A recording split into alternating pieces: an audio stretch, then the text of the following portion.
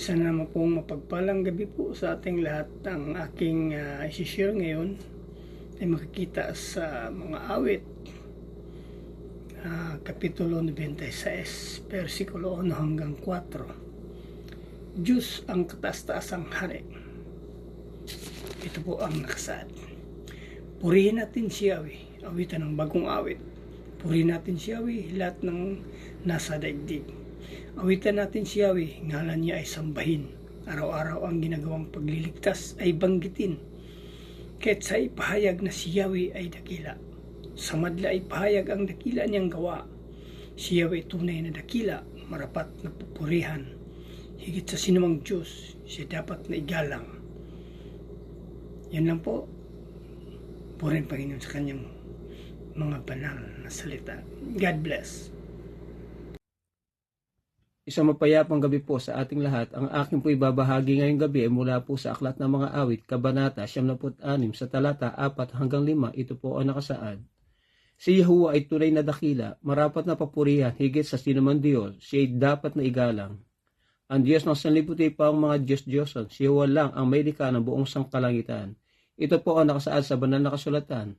Ibigay po natin ang pinakamataas na papuri at pasasalamat sa ating Ama lumikha. Amin. Isang mapagpalang gabi po sa ating lahat. Ang aking pambabasahin ngayon ay mula sa libro ng Salmo, chapter 96, verses 7 to 9. Purihin ninyo ang Panginoon, kayong lahat ng tao sa mundo. Purihin ninyo ang kanyang kaluwalhatian at kapangyarihan. Ibigay ninyo sa Panginoon ang mga papuring nararapat sa kanya. Magdala kayo ng mga handog at pumunta sa templo.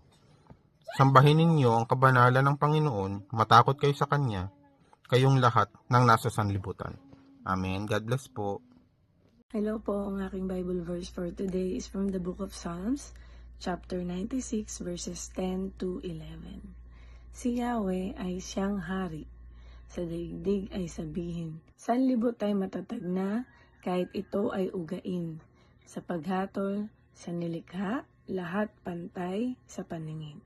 Lupa't langit ay magsaya, umugong ang kalaliman, lahat kayo na nilikhang nasa tubig ay magdiwang. Amen. Ang mabuting balita ng ating Panginoon.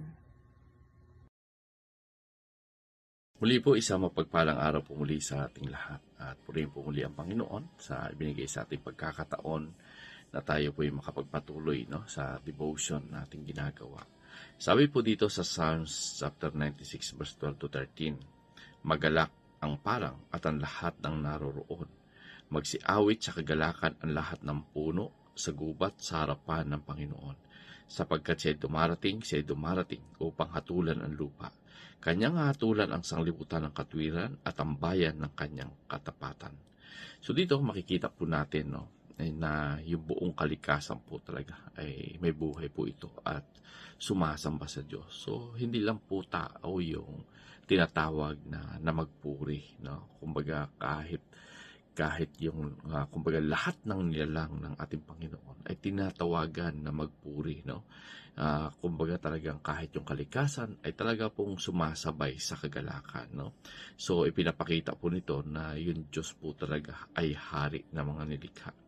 So darating po talaga yung time sa ating binasa, darating po talaga yung time na paghuhukom, na malinaw na siya ay darating, Ito ay pinapaalala sa atin palagi ng Diyos na yung katuparan ng kanyang mga salita at talagang darating po yung panahon na huhusgahan po niya lahat, So dito sa ating pong binasa, darating po yung mga panahon yan, pero lagi po nating tatandaan na ang Diyos po sa panahon ng paghukom, andun po yung katwiran at pagiging tapat, Hindi tulad po ng tao na kapag ito po ay humatol, lagi po itong may bias. So ibig sabihin dito, lagi po tayong magtiwala sa hatol ng Panginoon, sapagkat kapag ang Panginoon ay humatol, andun po talaga yung makatwiran. So dito dapat din po nating makita na dapat po tayo lagi maging handa